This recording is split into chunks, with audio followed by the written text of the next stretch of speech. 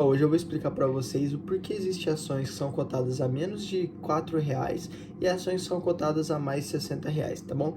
Então acompanhe esse vídeo. Então, para quem não me conhece, eu sou o Passoni, invisto na Bolsa de Valores há mais de 2 anos, todos os meses mantendo a constância e o foco em dividendos, tá bom?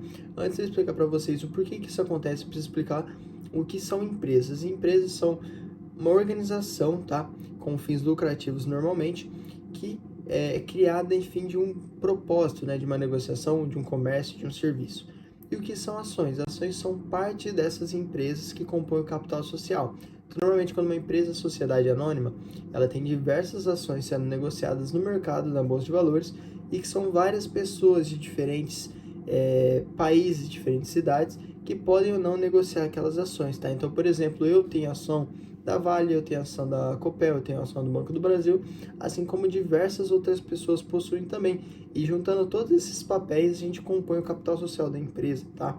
Então essa é uma das formas. Então o que acontece? Por que existem ações que custam menos de R$ 10 e ações que custam muito mais de R$ 10? Isso tem duas coisas que são os fatores primordiais que compõem a empresa, tá? Primeiro é o valor do seu capital social, né? O valor patrimonial total, juntando todas as cotas, e a quantidade de cota que aquela empresa possui emitida. Então, vamos imaginar assim, só a fim de facilitar o cálculo. Vamos imaginar que uma empresa ela vale R$ 1.000, tá? E ela vai abrir o seu capital. Ela tem algumas opções. Ela pode abrir com 10 cotas de R$ 100, com 100 cotas de R$ 10, com 1.000 cotas de R$ 1. Então, você consegue ver que é o mesmo valor da empresa, a única coisa que muda é a distribuição da cota, tá? É a forma com que ela é fracionada. Então, imagine o seguinte cenário: a gente tem uma pizza, a gente pode cortar ela em 4 pedaços, 6 pedaços, 8 pedaços, 12 pedaços. Isso não vai alterar o valor da empresa, o que vai alterar é o valor unitário da cota, tá? Então, a gente costuma falar normalmente ações de base 10, base 100, que base a gente refere, por exemplo, em empresas que custam até aquele valor. Isso é mais utilizado para fundo, tá? Então, você vê assim, por exemplo, fundo base 10, MXRF, alguns outros fundos, Vigir, fundo, né, base 100 ou quase base 200, por exemplo, HGLG, CPTS e assim vai. Por quê? São fundos que eles são semelhantes ou próximos aos valores de base, tá? Então acontece, baseado nisso você consegue ver que não é porque uma ação ela é mais cara ou mais barata que ela é melhor ou pior, tá? O que muda é o seu valor nominal da cota. Então essa é a única diferença, porque mudou a forma com que ela foi fracionada. Quais são as vantagens e desvantagens, tá? Lendo o livro O Rei dos Dividendos do Luiz Barsi, ele mostra pra gente que normalmente as ações que possuem menor valor nominal, é mais fácil você construir posições. E uma vez que o dividendo é pago pela quantidade de cota que você tem e não pelo montante total investido, você consegue ter mais capital, você consegue ter mais montante de cota, né? Maior quantidade de cota com menor montante nominal investido, tá?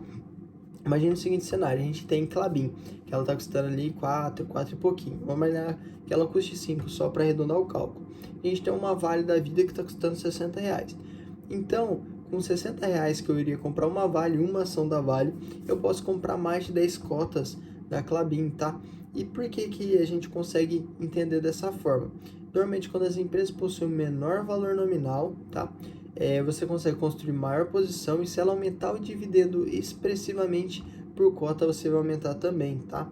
Então, assim, tudo isso varia de acordo com o preço que aquela empresa, né, o patrimônio, né, o valor daquela empresa e a quantidade de cota que ela tem emitido no mercado para você fazer essa divisão.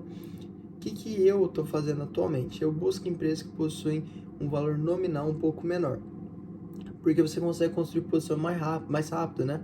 Então, imagina o seguinte: a gente tem a Klabin, que custa quase R$ 5. Se você colocar R$ 5.000 investido, você consegue comprar muitas ações da Klabin. Você compra 1.000 ações da Klabin.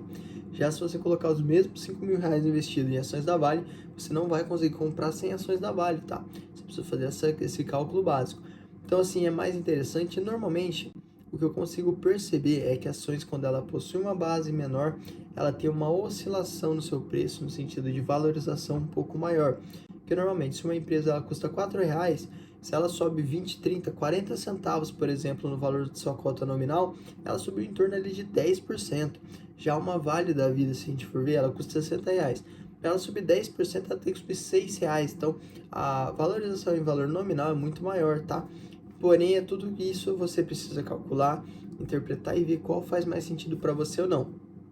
Uma outra coisa que eu gosto bastante das cotas de base inferior a 10 é para a gente reinvestir os dividendos. Então, por exemplo, já fiz um vídeo aqui falando para vocês como reinvestir os dividendos, né? Quando eu comecei, diversas vezes quando eu iria reinvestir meus dividendos, eu comprava MXRF, que é um fundo de base de 10, né? Lembrando que isso aqui não é uma recomendação de compra nem de venda, só estou falando o que eu faço e passando algumas informações para vocês. Então, no começo, quando eu atingi ali 10, 20 reais de dividendo por mês, eu ia lá e comprava 1, 2, 3, 4 cotas de MXRF, tá? E eu fui subindo assim sucessivamente.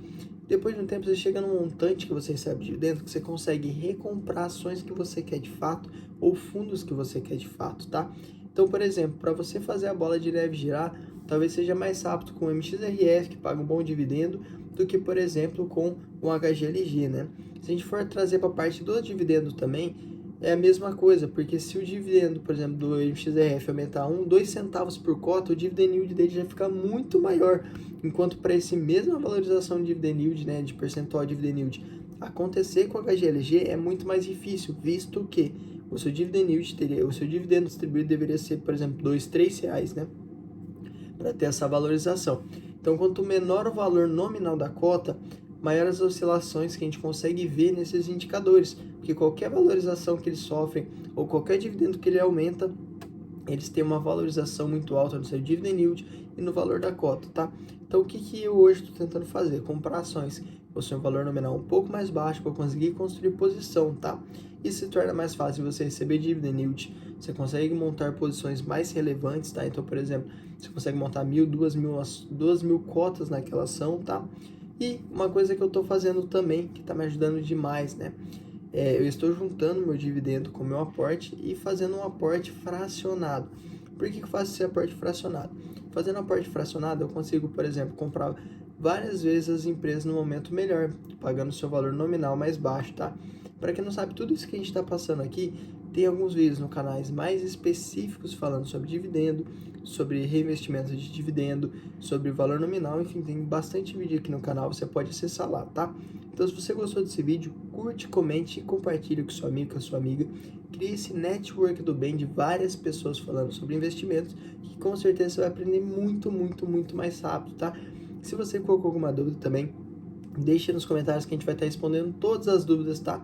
E acompanhe a gente nas nossas outras redes sociais, vai estar passando aqui, você pode acessar lá. Então, é isso aí, o vídeo de hoje foi esse. Fiquem com Deus, qualquer dúvida deixe nos comentários. Abraço!